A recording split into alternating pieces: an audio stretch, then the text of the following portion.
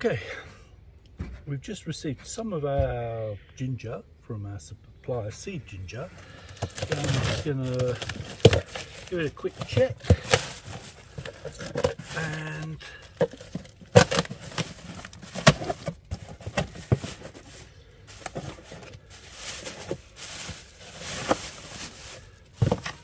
basically all you want to do is remove it from these plastic bags, because if we don't plant it fairly quickly then it'll start getting a little bit moldy. So it's great to transport it in the plastic bags, but to keep it for a week or so till we can plant it, it's better just to let it breathe for a bit.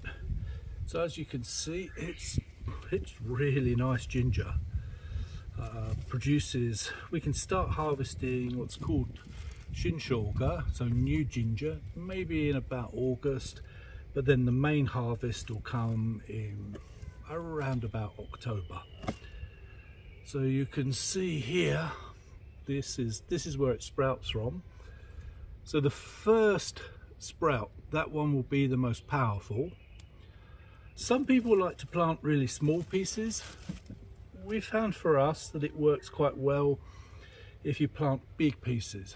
It produces much bigger plants in our situation. The main thing you want to do is be really careful that you don't snap any of these where it's sprouting. If you snap that off, then it will delay it some and it will produce smaller plants out of the other eyes. You just carefully, now this is a classic.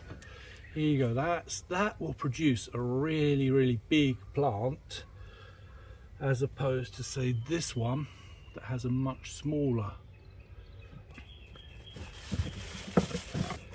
There's another one that will produce a really good plant. This one here, those two, and that one.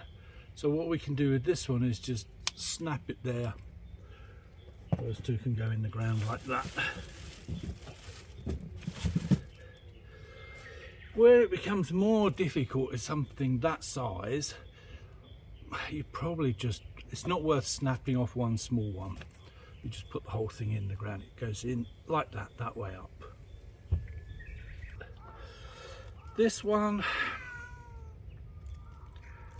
I don't know, I'm kind of a mind to cut it there, but could just as easily leave it. Next week, maybe next week we'll plant it, depending on the weather, but that'll allow that just to dry out so you don't get any infection going in there.